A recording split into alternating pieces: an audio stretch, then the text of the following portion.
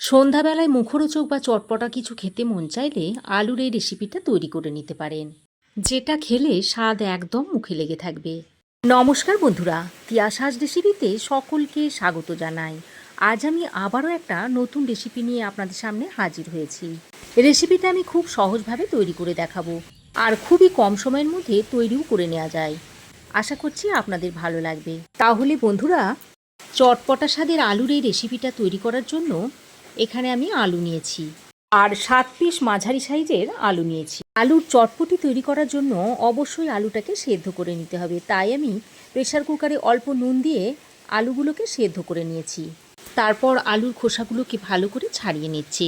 আমি আমার প্রয়োজন মতো 7 পিস আলু নিয়েছি, তবে আপনারা আপনাদের প্রয়োজন অনুযায়ী আলুটাকে কমিয়ে বা বাড়িয়েও নিতে পারেন।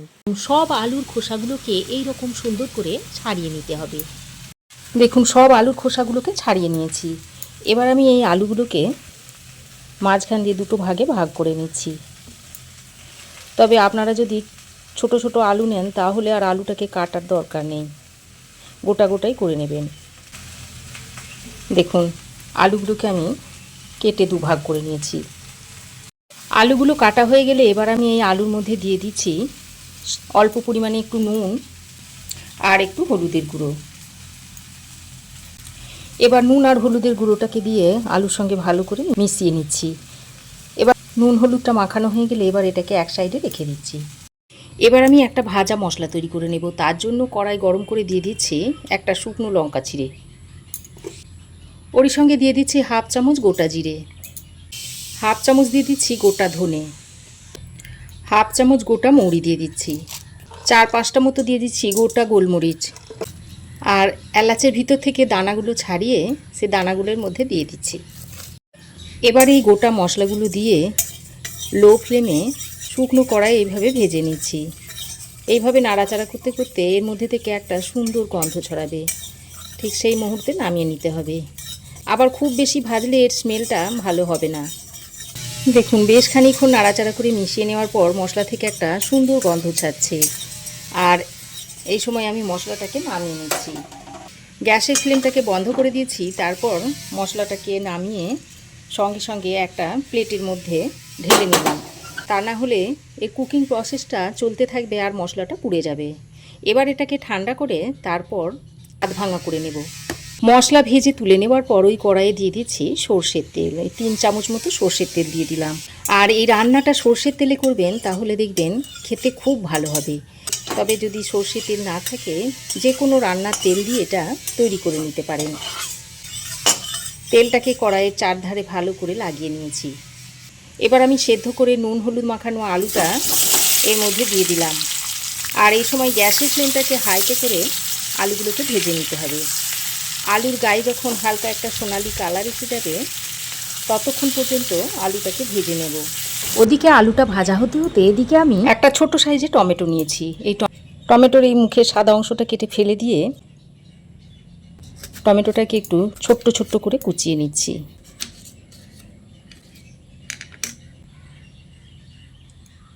তারপর একটা পাত্রে তুলে নিচ্ছি।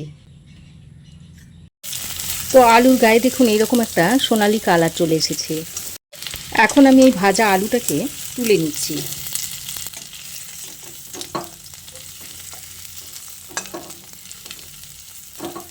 দেখুন, ভাজা আলুটাকে একটা পাত্রের মধ্যে তুলে নিয়েছি। এদিকে দেখুন ভাজা মশলাটা হালকা ঠান্ডা হয়ে গেছে। এবার এটাকে আমি গুঁড়ো করে নিচ্ছি। তো দেখুন, মশলাটাকে আমি এরকম আধ ভাঙা করে নিয়েছি। আলু ভাজার পর কড়াইয়ে যে তেলটা ছিল সেই তেলের মধ্যে আমি আরও সামান্য একটু তেল দিয়ে দিলাম। এবার ওই গরম তেলে ফোড়নে দিয়ে দিচ্ছি হাফ চামচ গোটা জিরে, আর সামান্য পরিমাণে একটু হিং দিয়ে দিচ্ছি। হিংটা দিলে রেসিপিটা খেতে খুবই ভালো হবে।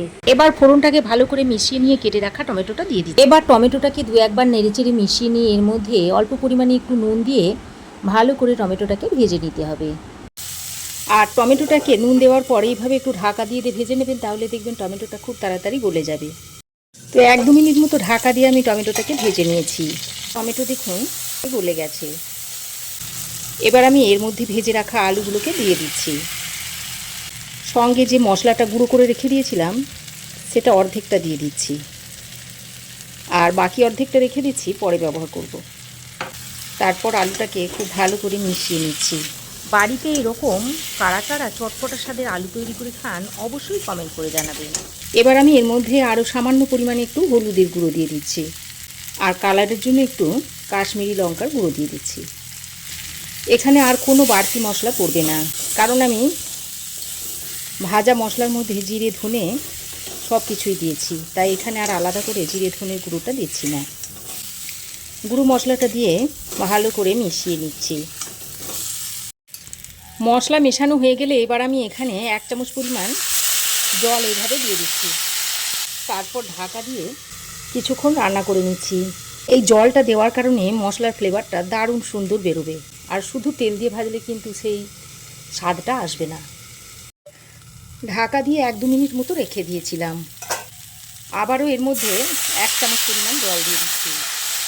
তারপর আরও একবার ভালো করে মিশিয়ে নিচ্ছি। আবারও ঢাকা দিয়ে কিছুক্ষণ রান্না করে নিচ্ছি। তো ঢাকা দিয়ে আমি আরও কিছুক্ষণ রান্না করে নিয়েছি। আলুটা দেখুন একটু শুকনো শুকনো হয়ে এসেছে, আর এই পর্যায়ে গ্যাসের ফ্লেমটাকে একদম মিডিয়ামে রেখে দিয়েছি। এবার আমি এর মধ্যে কয়েকটা চেরা কাঁচা লঙ্কা দিয়ে দিচ্ছি। শেষের দিকে আমি একটু আদা গ্রেট করে দিয়ে দিচ্ছি। এভাবে শেষের দিকে যদি গ্রেট করা আদাটা দেওয়া হয় তাহলে আদার যে একটা ফ্লেভার রয়েছে সেটা আলুর সঙ্গে মিশে দুর্দান্ত খেতে লাগে। অর্ধেক পরিমাণ পাতিলেবুর রস এভাবে দিয়ে দিচ্ছি, তাহলে আলুটা খেতে খুবই চটপটা হবে। আমি লেবুর রস দিচ্ছি, আপনারা এখানে লেবু রসের বদলে চাট মশলা কিংবা আমচুর পাউডারটাও দিতে পারেন, তবে যে কোনো একটা টক দিয়ে দেবেন, তাহলে খেতে সুন্দর হবে। এবার আমি বাকি ভাজা মশলাটা দিয়ে দিচ্ছি, আর কিছুটা কারি পাতা এখানে দিয়ে দিলাম। এখন তো ধনেপাতা খুব একটা অ্যাভেলেবেল নয়, তাই আমি এর মধ্যে কারি পাতা দিলাম।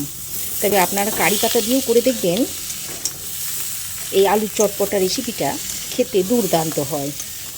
সব শেষে এর মধ্যে আমি একটু বিট নুন ছড়িয়ে দিচ্ছি, আর এই বিট নুনটা দেওয়ার কারণে আরও চটপটা খেতে লাগবে। তো সব কিছুকে আবারও ভালো করে মিশিয়ে নিচ্ছি, আর এইভাবে মিশিয়ে নিলেই রেসিপিটা সার্ভ করার জন্য একদম রেডি হয়ে যাবে। যখনই কিছু মুখরোচক খেতে মন যাবে তখন এইভাবে তৈরি করে খাবেন, দেখবেন খেতে অসাধারণ লাগবে।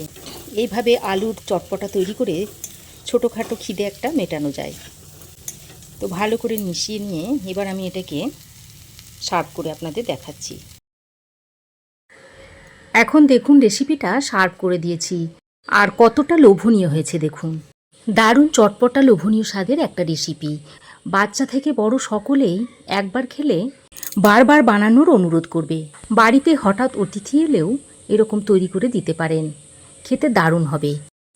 আজ তাহলে এই পর্যন্তই। আবার দেখা হবে নতুন কোনো রেসিপি নিয়ে নেক্সট এপিসোডে। সে পর্যন্ত ভালো থাকবেন, সুস্থ থাকবেন। ধন্যবাদ।